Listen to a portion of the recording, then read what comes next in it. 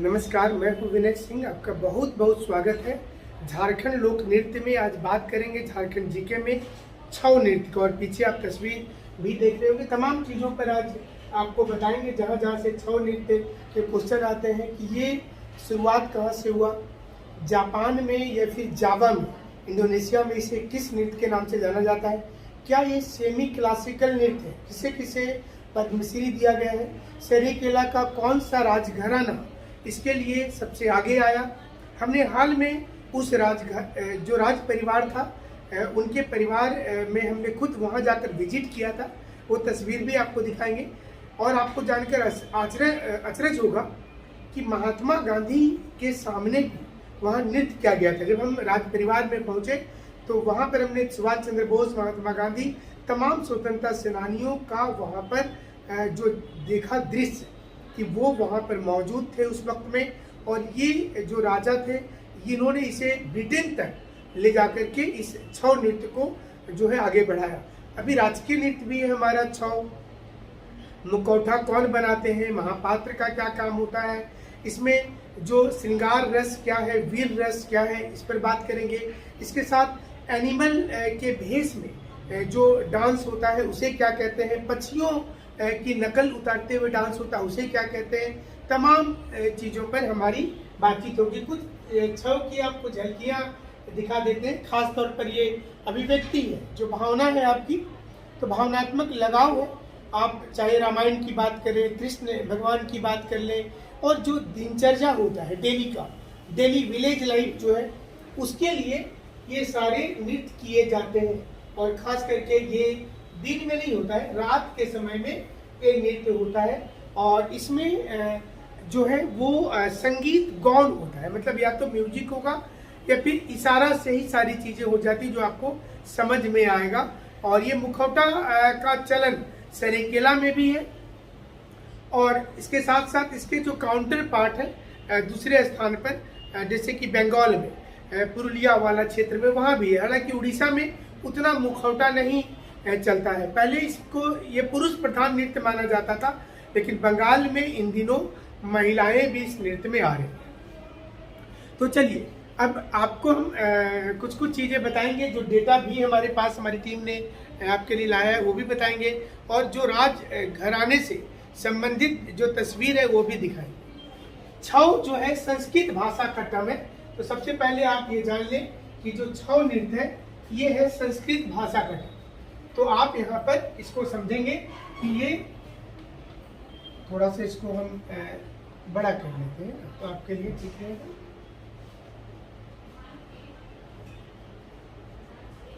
तो ये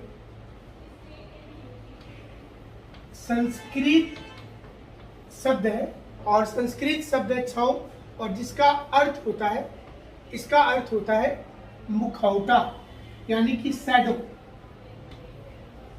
शैडो या छाया बोलेंगे तो मुखौटा इसका अर्थ होता है। इसे आप जरूर से नोट डाउन कर लेंगे। अब इसके छऊ के 2-3 प्रकार जो हैं ये आपको बता दें कि जो सरेकेला में जो छऊ नृत्य है, सरेकेला में खास तौर पर ये हम देखते हैं। तो अगर देखेंगे तो ये देखिए सरेकेला का एक रीजन है, दूसरा रीजन मयूरभंज का है, और तीसरा पुरुलिया का है। ये 3 ऐसे क्षेत्र हैं जहाँ पर छऊ नृत्य जो है वो ज़्यादा डेवलप किया है। अब आप देखिए तो मुखौटा जो होता है वो सरेकेला का एक डोमिनेंट चीज़ है। यहाँ पर मुखौटा यूज किया जाएगा। मुखौटा को आप इस जगह पर यूज कर सकते हैं इस रीजन में। लेकिन वही मयूरभंज उड़ीसा में अगर देखेंगे तो मुखौटा यूज नहीं किया जाता है। पुरुलिया में भी मुखौटा यूज करेंगे, बंगाल में भी मुखौटा यूज करेंगे, और ये जो चौरंद विलेज है वहाँ पर राण रीजन है जहाँ पर ये मुखौटा वाला दृश्य होता है। संदेश इसका क्या है? संदेश अगर आप देखेंगे तो इसका संदेश सीधे तौर पर है कि बुराई के ऊपर अच्छाई की जीत है। जो आप देखिएगा कि जो रामायण महाभारत में अंत में एक अच्छाई की जीत दिखाई जाती है, तो वो यहाँ पर आपको नजर आएगा कि अच्छाई की जीत है। इस सेमी क्लासिकल होता है। इसमें आपके भाव जो है, आपके जो सेंटिमेंट्स है, जो अभिव्यक्ति है आपकी, वो और जो प्रसंग है कोई एक स्टोरी बेस्ड होता है। अगर आप कभी छौ देखे होंगे रात के समय में जो अखड़ा रीजन में होता है, तो वो एक प्रसंग है खास तौर पर, और उस प्रसंग को लेकर के चला जाता है। तो इसमें अगर आप दूसरी चीजों को देखिए तो कई ऐसे शब्द होते हैं, जैसे उफलिस होता है जिसमें प्रतिदिन का, अगर आप उफलिस बोलेंगे तो ये प्रतिदिन जो किसी विलेज में एक लड़की का जो दिनचर्या होता है तो उस पर आधारित जो नृत्य किया जाएगा वो उफलिस के नाम से जाना जाता है। इसके बाद टोपकाज अगर आप बोलते हैं, टोपकाज तो ये होता है कि एनिमल्स के जो अलग अलग भाव है, एनिमल्स जब आक्रमण किसी पर करता है तो उस नृत्य को टोपकाज बोलेंगे। महिलाओं का जो डेली दिनचर्या है ग्रामीण रीजन में उसको उफलिस बोलेंगे, और एनिमल्स वाले को टोपकाज बोला जाता है। इसके साथ साथ आप देखेंगे तो बर्ड्स वाले को चेलिस बोलते हैं। जो बर्ड्स होते हैं इसको चेलिस बोलेंगे। बर्ड्स के स्टाइल पर भी जो नृत्य किया जाता है वहां पर उसको चेलिस बोला जाता है। अब आपके दिमाग में ये आएगा कि जो महापात्रा, महाराणा और जो सूत्रधार होते हैं ये क्या करते होंगे। महापात्रा आप नाम अक्सर जो सुनते होंगे कि महापात्रा है या महाराणा है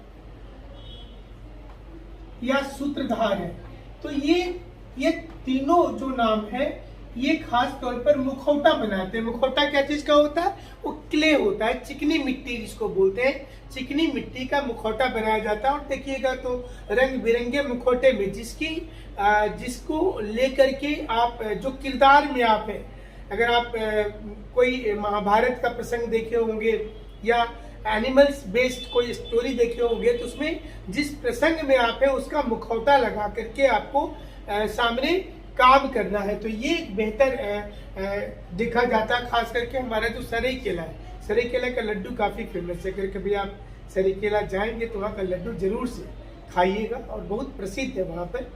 और हाल के दिनों में हम जैसे आपको तस्वीर भी दिखा रहे हैं, राज परिवार में हम गए थे और आप अंदाजा कर सकते हैं कि आज से जो आज़ादी से पहले भी 200-300 साल पहले से राजवंश चला आ रहा था, और इस राजवंश में वो सारी चीजें हैं। आप जब जाएंगे एक राज परिवार में जो होता है, और इन्होंने काफी हद तक कोशिश किया। 1938 में अगर आप जानेंगे तो 1938 में इस राज परिवार ने इस छौ नृत्य को यूरोप तक, जो सुधेंदु नारायण थे इस राज परिवार के 1938 में, वो इसे उठा करके यूरोप तक ले जाकर के ख्याति अर्जित करवाए। तो छौ नृत्य पर हम आपको विशेष चीज भी बताने की कोशिश कर रहे हैं। तो ये जापान का नोहेकाला नृत्य है। जापान का जो नोहेकाला नृत्य है या फिर इंडोनेशिया का व्यांग नृत्य जो होता है जावा रीजन में, इसे माना जाता है कि छौ का इक्विवेलेंट है। जो छौ सरायकेला का उसका इक्विवेलेंट है। छौ दो प्रकार के मुख्य तौर पर है। एक तो हथियार धारा बोला जाता है, इसमें ओज गुण होते हैं, वीर रस वाला है, और दूसरा कालीभंग धारा होता है जो श्रृंगार रस का होता है। दोनों में एक गुरु जरूरी होता है, दोनों मेल डोमिनेंट है। लेकिन अभी वर्तमान में अगर देखिएगा तो वेस्ट बंगाल में वीमेन भी इसमें आ गई है। देखिए सभी क्षेत्र में आज महिलाओं का वर्चस्व है। छौ नृत्य जो मेल डोमिनेंट किसी जमाने में हुआ करता था, अभी बंगाल क्षेत्र में महिलाएं भी इसमें पार्टिसिपेट करती हैं। तो ये एक जानकारी आपके लिए अच्छा है। लेकिन इसमें एक चीज और समझिएगा कि दो मंडली होती है। एक मंडली गीत का संकलन करके उसे उच्चारण करता है, वो आउटसाइड से होता है।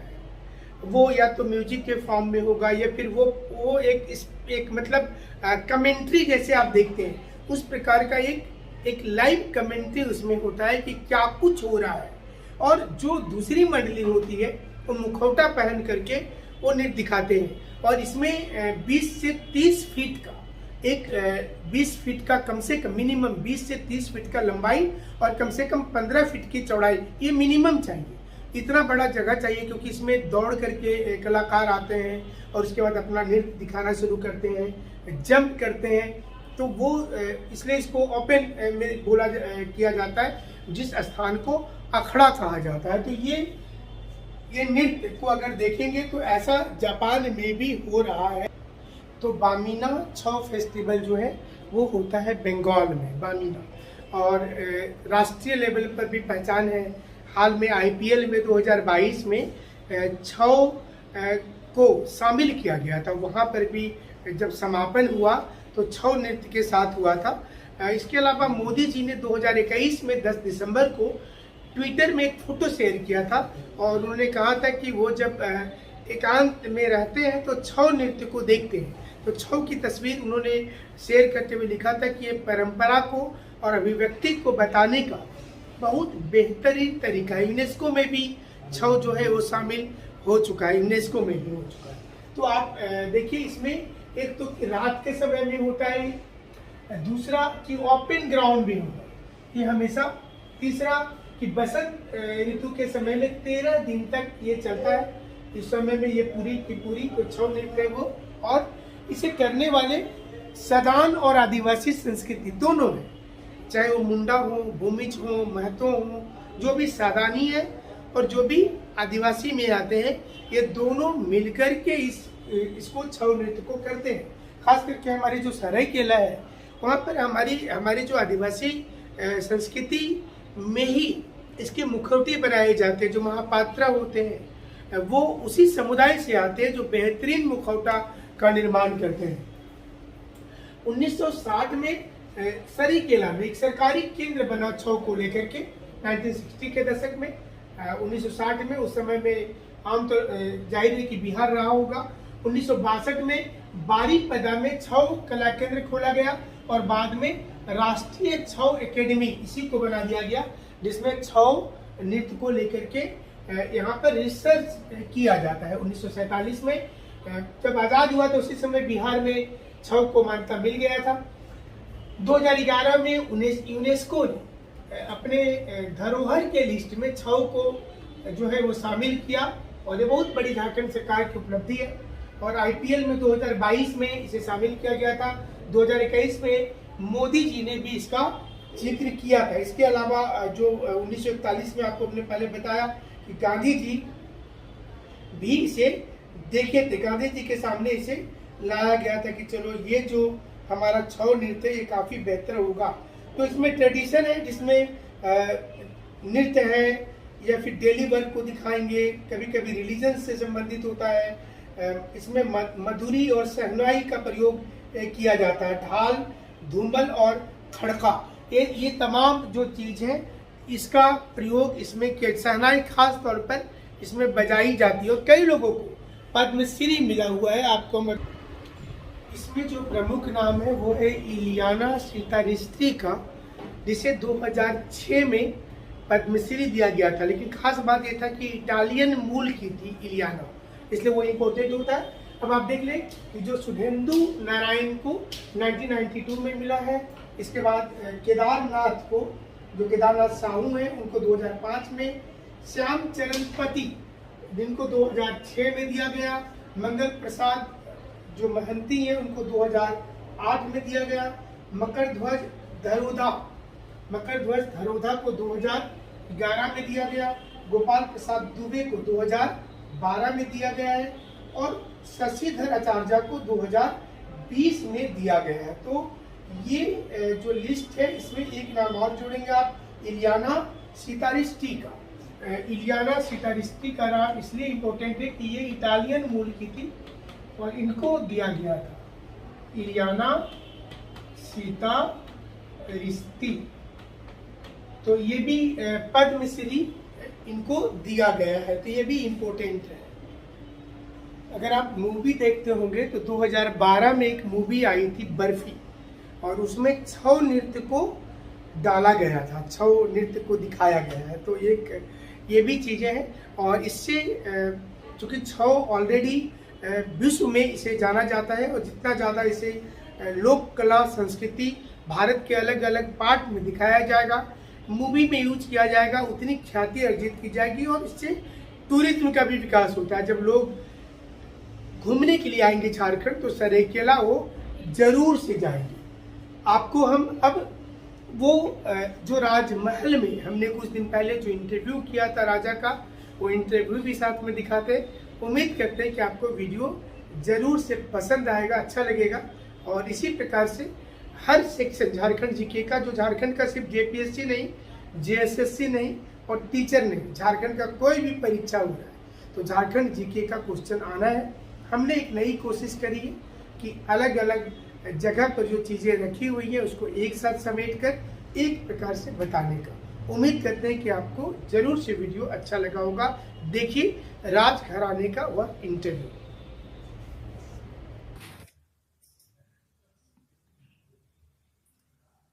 नमस्कार, मैं हूं विनय सिंह। झारखंड लाइव में आपका स्वागत है।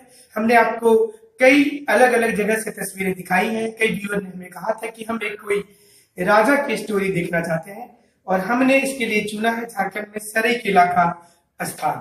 और सरायकेला में हम आपको बता दें कि ये जहां पर हम खड़े हैं अभी वर्तमान में, ये उस समय के जो राजा थे उनके घर के अंदर की ये तस्वीर है। 1205 ईस्वी से ये शुरू हुआ था। और ये आपको बता दें कि 1205 का मतलब है कि जब दिल्ली सल्तनत यानी कि 1206 ईस्वी में जब कुतुबुद्दीन ऐबक भारत पर आक्रमण कर रहा था, यानी कि दिल्ली में दिल्ली सल्तनत की शुरुआत हुई, कुतुबुद्दीन ऐबक से शुरू हुई। और उस समय यहाँ सरायकेला में देखिए 1205 में एक राजा का उदय हुआ और ये पूरी सरायकेला, पोड़ाहाट और ये जो खरसवा का इलाका है, सारी जमीन लगभग आज के समय में अगर समझा जाए तो 1200 से 1400 स्क्वायर किलोमीटर में ये पूरा चीज फैला हुआ। हमारे पीछे एक लेटर, ये आप थोड़ी जूम करके कैमरामैन को दिखाएंगे। देखिए इसमें एक लाइन लिखा हुआ, अगस्त 25, 1955 का ये चिट्ठी है। Dear Raja Sahab, I am so sorry there has been this long delay in dealing with your scheme for the preservation of the Chhau dance. As soon as I received this scheme, I forwarded to the Sangeet Natak Academy and I am afraid that blame for the delay lies on them. आपको बता दें कि छौ इस समय UNESCO के list में, जैसे कुंभ मेला को इस बार रखा गया, वैसे छौ काफी पहले भारत के जो 68 सांस्कृतिक धरोहर को संयुक्त राष्ट्र संघ के यूनेस्को के साइट पर है, उसमें छौ भी है। और इसमें राजा साहब की कितनी बड़ी भूमिका होगी ये आप 1955 की चिट्ठी से समझ सकते हैं। आप हमारी दाहिनी ओर की तस्वीर को देखेंगे तो यहाँ पे देखिए कई चीजें देखिए यहाँ पर दिख रही है, जिसमें जो राजा है, देखिए Raja Pratap Aditya Singh Deo with other members of the governing body of Rajkumar college society at Raipur. थोड़ी सी ये नई तस्वीर लग रही है, लेकिन हम थोड़ी कैमरामैन को बोलेंगे इधर की तस्वीर दिखाएं। ये थोड़ी पुरानी है, जिसमें आप महारानी और पद्मिनी कुमारी देवी के साथ भी आप देख सकते हैं। इस तस्वीर को, इस साइड की जो तस्वीरें हैं, आप इसको थोड़ा सा जूम करके दिखाएं तो ये आपको हम उस समय की तस्वीर दिखा रहे हैं, जो जिसमें आप समझ पाएंगे कि एक राजा का जो रहने का तरीका था उस समय में वो कैसा रहा होगा। लेकिन देखिए समय बदला और इसके बाद ये भी आपको समझाएंगे कि पहले ये पूरा जो बंगाल आप सुनते हैं आज, ये बंगाल में आज का बिहार, झारखंड और उड़ीसा, उत्तर प्रदेश का कुछ भाग, असम का कुछ भाग और जो वर्तमान में बांग्लादेश, सारा चीज मिलाकर के बंगाल हुआ करता था। 1912 ईस्वी में इससे अलग हुआ था बंगाल से बिहार और 1936 में उड़ीसा। उस समय सरायकेला को लेकर के काफी दिक्कतें थी कि ये किसमें जाने वाला है, लेकिन फिर यहाँ के राजा के साथ सहमति बनी और ये बिहार में आया। वर्तमान में ये जो क्षेत्र है ये है झारखंड। हमारे साथ अभी इस पूरे राज परिवार के जो 63वें वंशज है, 63rd वंशज है आदित्य सिंह देव, आदित्य प्रताप सिंह देव, प्रताप आदित्य सिंह देव जी, ये हमारे साथ है। हम इनसे कुछ बातें करेंगे, आपसे रहना जाए।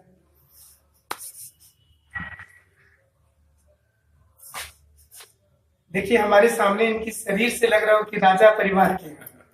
तो ये देखिए कि ये अभी 63वें। अच्छा, आप ये राज परिवार में अपनी आंखों से क्या क्या चीज देख पाए या आपके पिता ने देखा? देखिए सबसे पहले सरायकेला जो राजवंश है ये 1205 में हमारा स्थापना हुआ था पोड़ाहाट में। उसमें प्रथम राजा थे तरकनारायण सिंह और सरायकेला का जो ब्रांच है वहां से 1640 में हम लोग आके सरायकेला में बुढ़ा विक्रम सिंह यहाँ पे स्थापना हुई। तब यहाँ पे साल के जंगल हुआ करते थे, लोग उसको कहते थे कि साले गुटू के नाम से जाना जाता था, बाद में उसको सरायकेला हो गया। और सरायकेला में बुढ़ा विक्रम सिंह के बड़े भाई के बड़े बेटे यहाँ के राजा बने, उनके छोटे बेटे जो है हमारे खरसवां के राजा बने। और उसी को इतिहास को दोहराते हुए आज हमारे जिला का नाम सरायकेला खरसवां दो राज परिवार के नाम है। और तब से ये राज जो है सरायकेला विकसित राज था। सरायकेला में जैसे आप 1205 से राज परिवार है, लेकिन हमने अभी कई गांव में भी देखा, तो आपको नहीं लगता है कि आज आजादी के बाद में वो विकास इस क्षेत्र का नहीं हो पाया जो हो सकता है कि 1205 में इससे अच्छा व्यवस्था हो? निश्चित तौर पर अगर आप पुरानी तस्वीर यहाँ देखेंगे, इस तरफ हमारे सरायकेला के रोड, चौड़े रोड, सैरवजर ट्रेन, जितने भी पेड़ लगते थे प्लांटेशन, वो उस समय की कल्पना थी। 1910-1920 की हम बातें बता रहे हैं। और एक बहुत बड़ा वेलफेयर स्टेट था। कभी भी यहाँ पे हमारे सरायकेला में जो राजा थे, तत्कालीन राजा, उनको फुल फ्लेज फांसी देने का सजा का अधिकार था, बट आज तक कभी भी ऐसा नहीं हुआ। यहाँ भी जो हमारे जेल था, वहाँ जो भी गलत काम करता था उसको रिफॉर्म किया जाता था, क्या अपने सुधार लाए, आप लोग समाज का उस तरह से सेवा करें। तो हमारा सरायकेला हमेशा एक वेलफेयर स्टेट रहा। हमारे स्कूल जो भी हैं और एनआर स्कूल उस समय स्थापना किया गया था कि अच्छी पढ़ाई। अगर आजादी के पहले की बात की जाए तो आपने अपने पूर्वजों से भी सुना होगा, कौन कौन से ऐसे फ्रीडम फाइटर्स, हमने कई तस्वीर में यहाँ पर गांधी जी, रविन्द्रनाथ टैगोर जी और भी कई लोग दिख रहे जो यहाँ आए होंगे। सर एक सरायकेला राज तो था ही वेलफेयर स्टेट के साथ साथ, पर हो सकता है कि बहुत छोटा स्टेट हो पूरे भारतवर्ष में 555 राज्य जो स्टेट थे, मगर सरायकेला की कुछ खासियत अहमियत ये था कि ये कला, संस्कृति, पढ़ाई और लोग यहाँ पे सीखने आते थे किस तरह से एडमिनिस्ट्रेशन चलता है। और उस समय छऊ को लेके जो हमारे यहाँ पे हर राज परिवार किसी न किसी कला संस्कृति को प्रोत्साहित करता है, पेट्रोनाइज करता है। बट सरायकेला राज परिवार ऐसा है, न सिर्फ पेट्रोनाइज करता था, बट यहाँ के राज परिवार के सदस्य उसमें हिस्सा लिया करते थे। यहाँ के महाराज प्रताप सिंह के छोटे भाई प्रताप सिंह, उन्होंने छोटा सा आज हम लोग देखते हैं उसके जनक माना जाए कि वो जितनी कोरियोग्राफी है आज हम लोग उन्हीं की देन है। आज के जो सरायकेला क्षेत्र में जो लोग रहते हैं, तो ये चीज आपसे हम जानना चाहेंगे कि जैसे आपका परिवार जो है 1205 के बाद लगातार इस क्षेत्र में वेलफेयर का भी कार्य करता रहा, लेकिन क्या इस सारी चीजों को जो ग्रामीण क्षेत्र के लोग होंगे, जो आज के युवा हैं, वो इसको जानते हैं? इन चीजों को नहीं जानते तो शायद नहीं होंगे, क्योंकि युवाओं में वो जनरेशन के जो लोग थे वो जानते होंगे, क्योंकि आप मगर आज के जनरेशन शायद नहीं जानते, क्योंकि आप देखेंगे कितने बड़े बड़े तालाबे थे। आज हम लोग रेन वाटर हार्वेस्टिंग की बातें कर रहे हैं, वो तो कल्पना उस समय की थी, क्योंकि उस समय ना कैनल था ना पंप था। बड़े बड़े तालाबे इसलिए की जाते थे ताकि उससे हम लोग अपना खेती कर सकें, बारिश का पानी को सिंचाई कर सकें। हमारे सरायकेला में स्ट्रीट लाइट 1920 में थी, और शायद आजकल तो बहुत लोगों को ये भी नहीं मालूम है कि आदित्यपुर जो हमारे इंडस्ट्रियल बेल्ट है, सरायकेला महाराज प्रताप सिंह के नाम पे उसका नामकरण हुआ है। चलिए, जो जमशेदपुर में काफी बड़ा आदित्यपुर का जो इंडस्ट्रियल सिटी है, वो यहाँ के राजा जो आदित्य सिंह देव थे उनके नाम पर वो इलाका इतना डेवलप हुआ है। और सही बात है कि देखिए, पुरानी इतिहास जो है वो धीरे धीरे लोग समय के साथ भूल जाते हैं, लेकिन जो बुनियादी चीजें हैं उस वक्त की, उसके चलते जो डेवलपमेंट हुआ वो नहीं है। और अगर आप इतिहास के पन्नों में देखें, जिस प्रकार की स्टोरी को छाप करके अक्सर विवाद होता है, ऐसे में अगर हमारे जो यहाँ के जो वेलफेयर किए हैं, इन राजा महाराजाओं की कहानी होती तो निश्चित रूप से लोग जो है उससे ज्यादा प्रेरणा ले सकते थे। कुछ तस्वीरों के बारे में आपसे बात करते हैं, थोड़ा कैमरा में इधर आएंगे।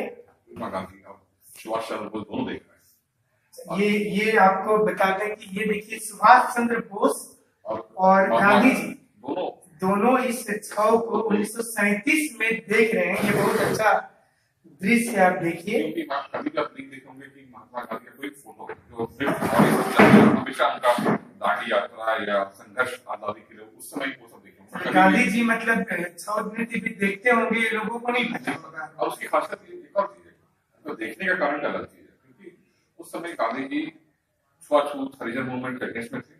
जब उनको मालूम पड़ा कि सरायकेला छऊ एक ऐसी कला है जिसमें कि हर राज परिवार हो या कोई कास्ट कलर फील्ड का ये नहीं है। और हमारे जो जिसको हरिजन कहते हैं उन एक लोग तस्वीर और वहाँ दिख रही है गुरु रविंद्रनाथ टैगोर जी की। 41 रविंद्रनाथ टैगोर जी के साथ में है, साथ ही इनके घर में हमारी चौकी गई थी उनके साथ है।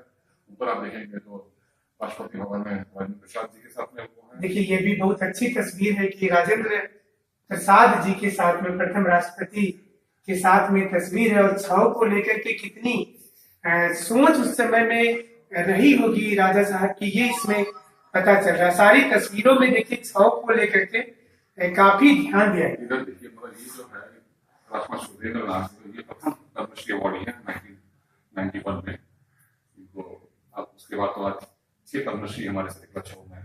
उस तरह से कहा जाए कि छऊ के माध्यम से लाइवलीहुड के हिसाब से कम से कम हमारे सरिकला और ग्रामीण क्षेत्र में अगर अंदाजा 200 परिवार ऐसे हैं जो छऊ से उनकी रोजी रोटी चलती है। चलिए बहुत ये छाव है तो निश्चित रूप से पूरे वर्ल्ड में फेमस है। इधर की तस्वीरों में क्या खास है देखिए राजेंद्र प्रसाद जी हैं, और ये हमारे राजेंद्र नारायण सिंह जो हैं, जो सरिकला महाराज के इलेक्शन हो गई थी बाद में वहाँ के मुख्यमंत्री भी बने। अच्छा और ये देखिए हमारा सरिकला का पुराना रोड। अच्छा ये तस्वीर देखिए आप, जो पहले वाली जो सड़कें थी सरेकेला की, आप थोड़ा इसको देखिए कि जो पहले कैसा था सरेकेला, छोटा रोड और साथ में लाइन हो गए, पेड़ लगाए जाते थे। देखिए मतलब कितनी अच्छी व्यवस्था थी, आज से तो ज्यादा अच्छा लग रहा है। ये कब की तस्वीर होगी लगभग 1920 के आसपास। अच्छा 1920 के आसपास का, जब भारत में असहयोग आंदोलन और खिलाफत आंदोलन चल रहा था। सरिकला महाराज जब पूजा करने जाते थे। तो बहुत व्यवस्थित है यहाँ एक रथ यात्रा सेलिब्रेशन। ये हमारे दशहरा में नौकरी जब निकलता था सब सैनिक के साथ ऊपर जब हमारे सरिकला महाराज पॉलिटिकल इवेंट आते थे ब्रिटिश के साथ हम तस्वीरें। अच्छा जब बातचीत होती होगी कि आप किस में साइन कर रहे हैं, मतलब आप किस साइड जाना चाहते हैं, हमारा ईस्टर्न स्टेट एजेंसी जो था लेकिन 26 राजा थे उड़ीसा में, उसके अध्यक्ष थे सरिकला महाराज। अच्छा चलिए तो बहुत बड़ी बात है कि आप पूरी ईस्टर्न जोन के अध्यक्ष सरिकेला के जो महाराज थे वो थे।